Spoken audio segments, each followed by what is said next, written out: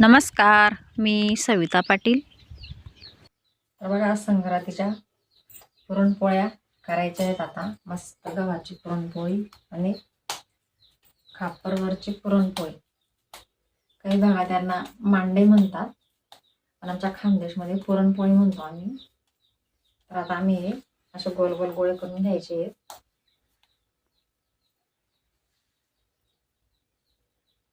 अशा पद्धतीने पूर्ण आता मी बघा गोळे करून घेतलेले आहेत. आता आपल्याला मस्त पुरणपोळी करायची आहे. आता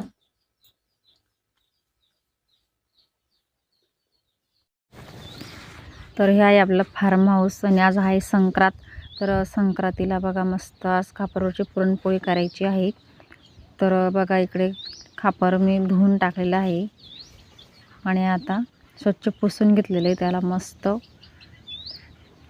आणि मला खापरवरची पुरणपोळी खूप आवडते.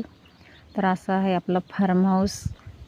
इकडे मी चूल वगैरे पेटवून घेतलेली आहे. आता याच्यावर मी खापर ठेवून घेते.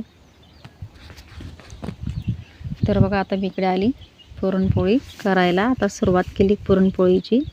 तर आता मी अशा पद्धतीने गोल गोल जे गोळे केले होते ते हाताने असे, म्हणजे याला थोडे मोठी पोळी करून घ्यायची. न लाटता आपल्याला असं हाताने करायची. अशा पद्धतीने बघा, काय एवढे अवघड नसते पुरणपोळी, खूप सोपी असते. फक्त मनात जिद्द पाहिजे. जिद्द राहिली तर पुरणपोळी छानच असते, आपण शिकतो पटकन. तर इकडे बघा मी पुरण अगोदरच तयार करून ठेवलेलं होतं आणि इकडे असे गोळे करून घेतले. आमच्या खानदेशमध्ये आम्ही लोळे म्हणतो. तर हे लोळेसुद्धा भरता यायला पाहिजे. हा जर पोकळ आला तर, हा गोळा जर पोकळ आला तर पुरणपोळी आपली फाटू शकते. पण आपण जर व्यवस्थित गोळे छान असे केले तयार हाताने व्यवस्थित, तर ते पोकळ होत नाही. आमच्या खानदेशमध्ये आम्ही लोळे म्हणतो. तर असं छान असं पुरण भरून यायचं आहे. अशा पद्धतीने आता याच्यावरून परत आपल्याला छोटी पोळी ठेवायची त्याच्यावरती. आमच्या खानदेशमध्ये याला आम्ही चाळं म्हणतो. चाळं छान करून घ्यायचं आणि आता हातावर अशा पद्धतीने तिला छान अशी किनाऱ्यावरती दाबून घ्यायची. मधला भाग जो आहे तो नाही दाबायचा, असा साईडला किनाऱ्यावरती दोघ्या हातांमध्ये प्रेस करायची तिला व्यवस्थित.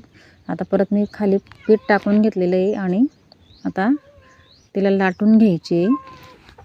तर लाटताना सुद्धा मध्ये नाही लाटायची, आजूबाजूला किनाऱ्यावरती लाटायची. आपण जर मध्ये लाटले आणि आजूबाजूला जर आपण थोडी जाड ठेवली तर पोळीमध्ये फाटते किंवा मध्ये अशी पतली होते आणि आजूबाजूला जाड होऊन जाते. तर अशा पद्धतीने पूर्ण किनाऱ्यावरती लाटायची. तर अर्धं लाटणं पोळीवर ठेवायचं आणि अर्धं खाली ठेवायचं, म्हणजे ती छान अशी लाटली जाते. आणि वातावरण तुम्ही बघू शकता, खूपच छान असं वातावरण आहे आज संक्रांतीनिमित्ताने.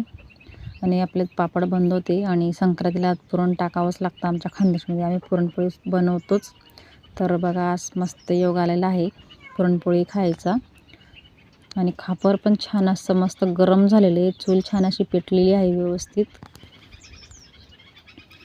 आता छान मी असं लाटून घेतलेलं आहे, बघू शकता तुम्ही. खूपच सुंदर असं छान अशी मोठी लाटून घेतलेली आहे. परात घेतली होती मी, त्याला असं कापड बांधून घेतलं आणि त्याच्यावर मी आता पुरणपोळ्या तयार करते. आता हातावर नॉर्मल 2 मिनटासाठी तिला अशी पलटी करायची. ह्या हातावरून दुसऱ्या हातावर, दुसऱ्या हातावरून असे परत छान अशी, म्हणजे ती छान मोठी होते. आणि आता बघा हातावर घेतलेली. तर हातावर घेताना सुद्धा वरती आपल्याला 2 बोटांमध्ये अशी पकडायची व्यवस्थित.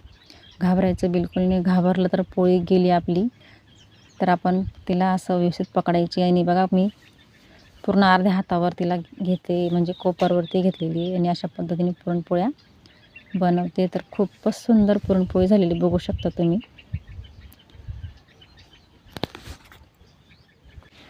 तर छान झालेली मस्त. आणि आता मी परत दुसरी पोळी तुम्हाला अजून परत करून दाखवते. तर आता आपण अगोदर ही पोळी काढून घेऊ. तर तिला मी छान अशी पलटी करून घेतलेली आहे. दोघी साईडला छान अशी भाजून घ्यायची व्यवस्थित. तर आता आपण छान असे भाजून घेतलेले दोघी साईडने. आता आपण काढून घेऊ. तर बघू शकता तुम्ही, खूपच छान अशी पुरणपोळी झालेली आहे मस्त. आता जी मी अगोदर ती लाटून घेतलेली होती आता ती सुद्धा आता तुम्हाला मी हातावर घेऊन दाखवते. तर अशा पद्धतीने आता ही सुद्धा छान अशी दोघा हातांवर अशी पलटी करून घ्यायची आणि मग हातावर घ्यायची. हातावर घेताना बिलकुल घाबरायचं नाही आहे, एकदम शांततेत हात फिरवायचा. तर बघा किती छान अशी पुरणपोळी झालेली आहे. तर पूर्ण खापर भरून पुरणपोळी तयार झालेली आहे मस्त.